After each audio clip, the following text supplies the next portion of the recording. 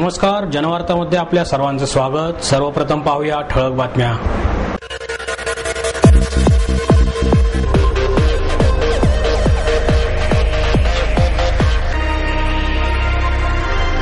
वीज दर वाढीच्या निषेधार्थ भाजपच्या वतीने कंदील आंदोलन। तीनही ऋतूंची एकत्रित अनुभूती पुणेकर लवकरच कोणत्याही ऋतूत घेऊ शकणार।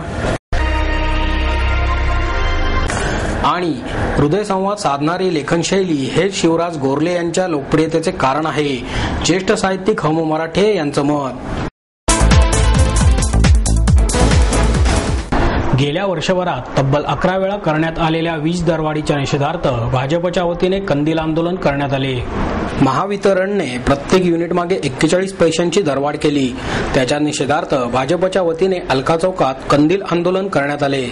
भाजपचे आमदार गिरीश बापट, गटनेत्या मुक्ता टिळक, नगरसेवक अशोक यनपुरे, सीमा सरदेश पांडे, मनीषा घाटे, महेश लडकत यांच्यासह अनेक कार्यकर्ते यावेळी उपस्थित होते। राज्यात गेल्या काही दिवसात सर्व वस्तूंची प्रचंड दरवाढ होत आहे, मात्र ही दरवाढ रोखण्यास आघाडी सरकार अपयशी ठरत आहे। गेल्या वर्षभरातच विजेची तब्बल 11 वेळा दरवाढ झाली आहे, त्यामुळे सर्वसामान्यांचे जगणे मुश्किल होणार असून या दरवाढीला कारणीभूत असलेल्या आघाडी सरकारला सत्तेवर राहण्याचा अधिकार नाही। गुंडगिरी, भ्रष्टाचाराने जमवलेला पैसा, लोकांचे अज्ञान, दुबळेपणा याचा फायदा घेऊन आघाडी सरकार सत्तेवर आले आहे। सर्वसामान्यांना धोका देणाऱ्या भ्रष्ट सरकारच्या मस्तवालपणाला लगाम घालण्यासाठी नागरिकांनी एकत्र यावे। खडकवासला पोटनिवडणुकीत या सरकारला पहिला झटका युतीने दिला आहे, मात्र तरीही या सरकारच्या डोक्यात प्रकाश पडत नसेल तर आगामी महापालिका निवडणुकीत त्यांना मोठा झटका बसेल, अशी टीका आमदार बापट यांनी यावेळी केली। विजेची अन्यायकारक दरवाढ करणाऱ्या सरकारचा धिक्कार असो, वीज दरवाढ रद्द करा अशा जोरदार घोषणा सुद्धा यावेळी देण्यात आल्या। या महाराष्ट्र राज्यामध्ये एक असा विषय नाही की ज्याची भाववाढ होत नाही। सगळ्या ठिकाणी भाववाढ, सगळ्या ठिकाणी भ्रष्टाचार। वीज दरवाढ तर मागच्या अनेक वर्षामध्ये 11 वेळा केली। खेडेगावात तर 18 तास लोड शेडिंग आहे, आणि म्हणून हे सरकार राज्य चालवू शकत नाही। लोकांनी निवडून दिलं पैशाच्या जोरावर आणि मस्तवालपणे हे राज्य करतात। त्यांना पहिला झटका या पुण्यातून खडकवासल्यामध्ये आपण दिला आहे, आणि ते जर आता शुद्धीवर आले नाहीत तर येणाऱ्या महानगरपालिकेमध्ये देखील दुसरा झटका दिल्याशिवाय पुणेकर जनता आणि महाराष्ट्रातली जनता राहणार नाही। आणि म्हणून आपल्याकडे असणाऱ्या भ्रष्टाचारातून आलेल्या पैशातून निवडणुका जिंकायच्या।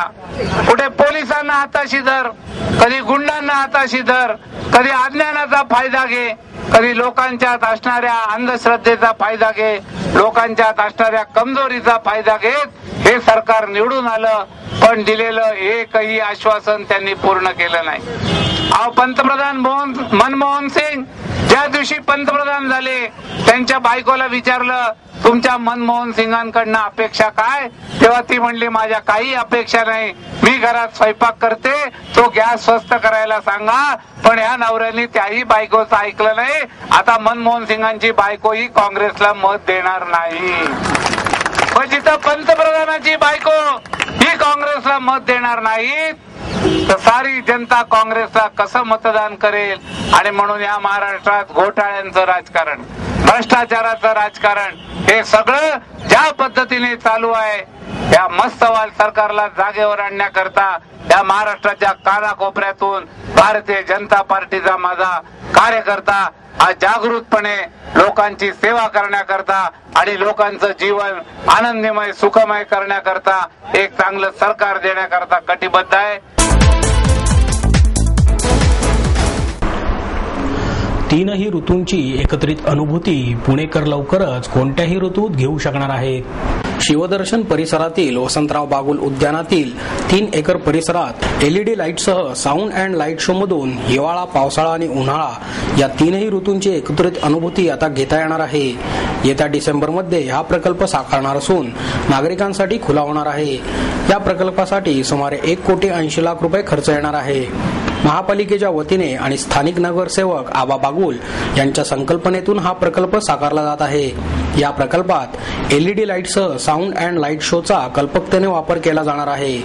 देशातील अशा प्रकारचा हा पहिला प्रकल्प असून बजाज इलेक्ट्रिकल्स लिमिटेडच्या सहाय्याने तो साकारला जात आहे. सुमारे 3 एकर परिसरात उद्यानातील निसर्ग, वृक्षवेली, प्राण्यांच्या प्रतिकृती, पाऊस, खळखळते पाणी, वारा या साऱ्यांची अनुभूती येथे एकत्रित अनुभवास मिळणार आहे. हा प्रकल्प येत्या डिसेंबरमध्ये पूर्ण होऊन नागरिकांसाठी खुला होणार आहे, अशी माहिती काँग्रेसचे गटनेते आबा बागुल यांनी पत्रकार परिषदेत दिली. या उद्यानात फायबरपासून हुबेहूब तयार केलेले हत्ती, जिराफ, झेब्रा आदी प्राणी, त्याचप्रमाणे चित्ता, मगर, हरिण, कासव आदी प्राण्यांच्या फायबर प्रतिकृतीची भर पडणार आहे. उद्यानाच्या प्रवेशद्वारापासूनच या अद्वितीय प्रकल्पाची अनुभूती येण्यास सुरुवात होणार आहे. एवढेच नव्हे तर त्या प्राण्यांचे आवाजही तेथे ऐकावयास मिळणार आहेत. या मार्गाच्या दुतर्फा असणाऱ्या वृक्षवेली सभोवताली विशिष्ट प्रकारचे LED दिवे लावण्यात आले आहेत. साऊंड सिस्टीमद्वारा पारंपरिक संगीत तर ऐकायला मिळेलच, याशिवाय झुळझुळ वाहणाऱ्या पाण्याचा आवाज, पक्ष्यांचा किलबिलाट याची अनुभूती घेण्यात येणार आहे. विविध ऋतूंप्रमाणेच दिवाळी, गुढीपाडवा, रंगपंचमी, होळी, ईद, ख्रिसमस आदी सर्व सण, प्रजासत्ताक दिन, महाराष्ट्र दिन, स्वातंत्र्य दिन असे महत्त्वाचे दिवस सुद्धा या उद्यानात अनुरूप संगीत आणि लाखो रंगांच्या छटांच्या आधारे साकारले जाणार आहेत. उद्यानातील साऊंड अँड लाईटच्या निर्धारित वेळेच्या कार्यक्रमानंतर संपूर्ण उद्यानात आकर्षक रंगीबेरंगी LED दिवे नागरिकांचे मन रिझवत राहतील. या प्रकल्पासाठी अल्प वीज लागणार आहे. बॅटरी आणि सौर ऊर्जेवरही ही यंत्रणा कार्यान्वित होऊ शकते. पुणेकर नागरिक या प्रकल्पास मोठ्या प्रमाणात भेट देतील, असे बागुल यांनी यावेळी सांगितले. आता आपण पाहिलं असेल की सगळे ऋतू की जे आपल्याला कधीही एकाच ठिकाणी एकाच गार्डन मध्ये हे पाहायला आपल्याला इथे मिळावेत, हा त्याचा मागचा उद्देश होता. आणि त्यामागचा आपण आता वॉक थ्रू आपण पाहिलाच आहे की त्यामध्ये दाखवलं की प्राण्यांची आपल्याला ज्या भावमुद्रा आहेत त्या लाईट इफेक्ट मध्ये कशा कशा दिसतील. आपल्याला हत्ती आपण पाहतो नेहमी, परंतु तो हत्ती रात्रीचा कसा दिसणार आहे, पाऊस पडताना कसा दिसणार आहे, किंवा चिडला तर कसा दिसणार आहे, झेब्रा कसा दिसणार आहे. झाडांवर आता आपण ऋतूमध्ये झाडांना फुलं पानं येतात, पावसाळ्यानंतर उन्हाळ्यात वृक्ष एकदम असं वाळलेले दिसतात. आणि हे सगळं काय आपण करताना नाल्याचं पाणी आहे, तर ते पाणी वाहताना आपल्याला पाण्याच्या सूर्याची किरण पडल्यानंतर सकाळचं पाण्याचं वाहताना सुद्धा नदी वेगळे दिसते, दुपारी वेगळी दिसते, रात्रीची नदी वाहताना वेगळी दिसते. अशा या संकल्पनेतून आम्ही एक वेगवेगळ्या ऋतूंचे एक थीम पार्क असं आम्ही करण्याचा प्रयत्न लाईट अँड साऊंडच्या इफेक्ट मधून आम्ही केलेला आहे. बजाज इलेक्ट्रिकल कंपनीला एक काम दिलेलं आहे. जवळजवळ 1,80,00,000 रुपयाला खर्च आहे. आणि याच्या मागचा उद्देश एकच आहे की पुण्याला सांस्कृतिक नगरी, क्रीडा नगरी, तसं या शहराला आता पर्यटन स्थळ म्हणूनही ओळखायला लोकांना लागलेले आहेत. आणि त्यामध्ये आणखी अजून भर टाकली. भीमसेन जोशी आहे, लेझर शो आहे, 4D थिएटर आहे, त्यानंतर 7 वंडर्स आहे. असे वेगवेगळे उपक्रम आपण करतोय. शनिवारवाडा पाहिला आहे आपण. आता छत्रपती शिवाजी महाराजांचा आपण हे करतोय, तिथे शिवाजी महाराजांचा आपण काय शिवसृष्टी आपण करतोय. असे अनेक वेगवेगळे केलं तर या पुण्याला एक येईल आणि लोकांना रोजगार मिळेल, उद्योगधंदा मिळतील लोकांना, अनेकांना फोटोग्राफर्सला मिळेल, बाकीच्या काही लोकांना व्यवसाय मिळतील आणि अनेक देशातले पर्यटक इथे येतील.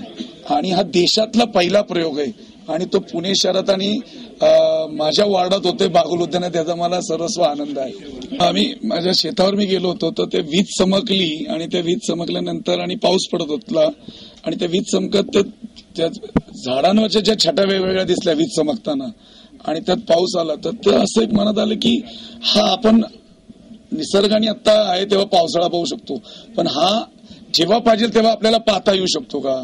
आणि त्या आपण एक अवतार पिक्चर आला त्यात पाहिला सर, अनेक लाइटिंग म्हणजे इतका वेगवेगळे इफेक्ट दाखवले होते आणि त्यातून ही संकल्पना आली. आणि मग आम्ही आमचे महानगरपालिकेचे HOD दहीबाते आणि ते बोंद्रे म्हणून आमचे आहे तिथले बजाज इलेक्ट्रिकलचे, आणि त्यांच्याशी आम्ही चर्चा केल्यानंतर याला एक रूप देण्याचा प्रयत्न केलाय.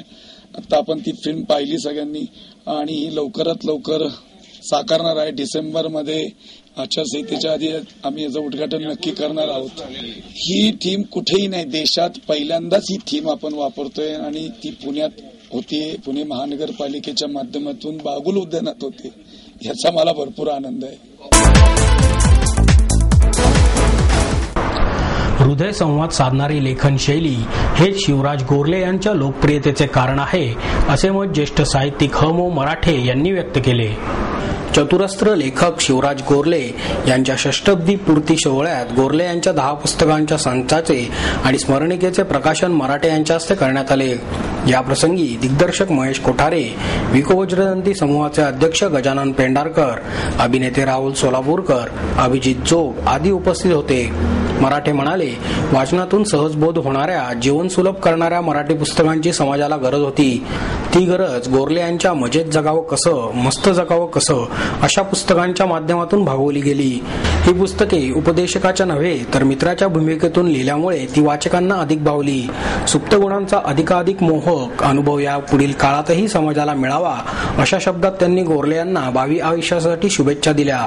पेंढारकर म्हणाले, आजपर्यंत साहित्यिक आणि उद्योजक यांच्यात फारसा मेळ कधी बसला नाही. गेल्या काही वर्षात उद्योजक हा खलनायक, वाईट प्रवृत्तीचा म्हणूनच जास्त रंगवला गेला.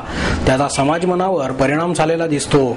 काहीच जमत नसेल तर काहीतरी उद्योगधंदा सुरू करायचा अशी मराठी माणसाची मानसिकता तयार झाली आहे. साहित्यिकांनीच आता हे चित्र बदलायचा प्रयत्न करायला हवा. विको लॅबोरेटरीजच्या वतीने ग्राहकांसाठी 31 डिसेंबर पर्यंत कृतज्ञता सोहळ्याचे आयोजन करण्यात आले आहे. विको लॅबोरेटरीजच्या हीरक महोत्सवी वर्षाचे औचित्य साधून ग्राहकांसाठी कृतज्ञता सोहळ्याचे आयोजन करण्यात आले आहे.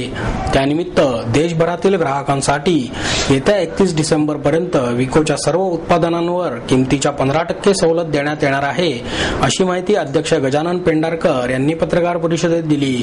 पेंढारकर म्हणाले, पुण्यातील ग्राहक पेठेत 7 नोव्हेंबर ते 31 डिसेंबर दरम्यान विकोच्या सर्व उत्पादनांवर खास पुणेकरांसाठी किमतीच्या 25% सवलत देण्यात येणार आहे. 60 वर्षांपूर्वी म्हणजेच 1952 मध्ये कंपनीने आयुर्वेदिक उत्पादने बनवायला सुरू केली. अश्विनी शेटे यांच्या 2 पुस्तकांचे विविध मान्यवरांच्या हस्ते प्रकाशन करण्यात आले. लेखिका अश्विनी शेटे यांच्या वेगळ्या धाटणीच्या 2 पुस्तकांचे प्रकाशन एका छोटेखानी समारंभात करण्यात आले. शेटे यांचे लव्ह बर्ड्स हे पुस्तक मना प्रकाशनने, तर तिन्ही सांजा शोध नव्या वाटांचा हे पुस्तक ऋतुराज प्रकाशनने प्रकाशित केले आहे. यावेळी ज्येष्ठ पत्रकार किशोर कुलकर्णी, विजय जोशी, एव्हीसीपी महाविद्यालयाचे माजी प्राचार्य वारके सर यांच्या हस्ते या पुस्तकांचे प्रकाशन करण्यात आले. यावेळी लेखिका अश्विनी शेटे, मना प्रकाशनच्या संगीता जोशी, ऋतुराज प्रकाशनचे प्राध्यापक संजय ठिगळे आदी मान्यवर उपस्थित होते.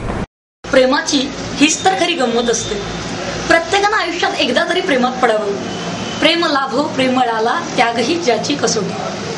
प्रेमात पडताना कधीतरी कुठेतरी रमलेल्या आठवणी या पुन्हा एकदा जागृत करण्यासाठी महाराष्ट्रात अनेक पुस्तकं येऊन गेली.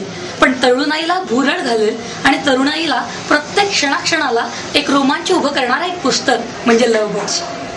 त्याचबरोबर आपल्या आडवाटेनं जाऊन एक ऑफबीट करिअर करण्यासाठी एक कुठेतरी आपल्याला प्लॅटफॉर्म मिळावा यासाठी झगडणाऱ्या माझ्या प्रत्येक विद्यार्थी मित्राला, प्रत्येक युवा वर्गाला आणि ज्याचं ज्याचं काळीज तरुणाईनं भरलेलं आहे अशा प्रत्येकासाठी येत आहे तिन्ही सांजा शोध नव्या वाटांचा. या दोन्ही पुस्तकांची किंमत लव्ह बर्ड्स 135 रुपये आणि तिन्ही सांजा मूल्य 75 रुपये अशी 2 पुस्तकं मार्केटमध्ये लवकरच घेऊन मी अश्विनी शेटे स्वतः लेखिका तुमच्या भेटीस येत आहे. ही पुस्तकं पुणे आणि सांगली या दोन्ही जिल्ह्यामध्ये उपलब्ध आहेत. या पुस्तकांचं वैशिष्ट्य असं की तुम्हाला 8 कथासंग्रहांबरोबर 40 कविताही मिळतील आणि तिन्ही संचामध्ये 8 कथांच्या सदराबरोबर तुम्हाला मिळत आहे सहजच असं एक नाविन्यपूर्ण लेखाचं सदर. हे वाचल्यानंतर मला कळवायला नक्की विसरू नका. ईमेल ॲड्रेस आहे vignarthi@gmail.com. vignarthi@gmail.com इथे तुमच्या प्रतिक्रिया कळवायला मला नक्की विसरू नका. आणि पुन्हा एकदा सांगते, प्रेमाची हीच तर खरी गंमत असते. हे पुस्तक घ्यायला विसरू नका.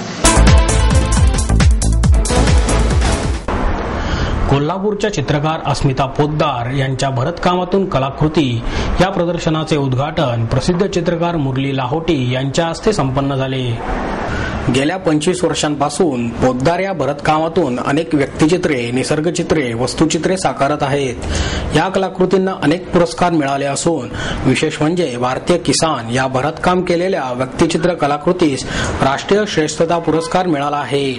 पोद्दार यांचे आणखी एक वैशिष्ट्य म्हणजे त्यांनी काळ्या केसांपासून मदर तेरेसा यांचे व्यक्तिचित्र तर राष्ट्रपिता महात्मा गांधी यांचे व्यक्तिचित्र पांढऱ्या केसांपासून साकारले आहे. तसेच चांदीच्या तारेपासून केलेली अशोक स्तंभाची कलाकृती पाहायला मिळणे म्हणजे रसिकांना खरी पर्वणीच ठरणार आहे. पुण्यात दर्पण आर्ट गॅलरीमध्ये आयोजित केलेल्या प्रदर्शनाचे उद्घाटन प्रसिद्ध चित्रकार मुरली लाहोटी यांच्या हस्ते 2 नोव्हेंबर रोजी 5:30 वाजता करण्यात आले. हे चित्र प्रदर्शन 8 नोव्हेंबर पर्यंत सकाळी 11 ते रात्री 8 वाजेपर्यंत सर्वांसाठी खुले राहणार आहे.